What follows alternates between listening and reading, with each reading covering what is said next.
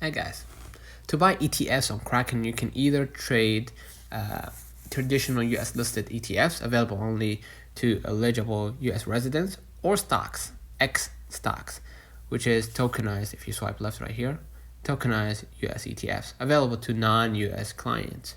So go ahead and hit stocks, and in order to search for ETFs, go look for S&P 500 or SPTR or VTI.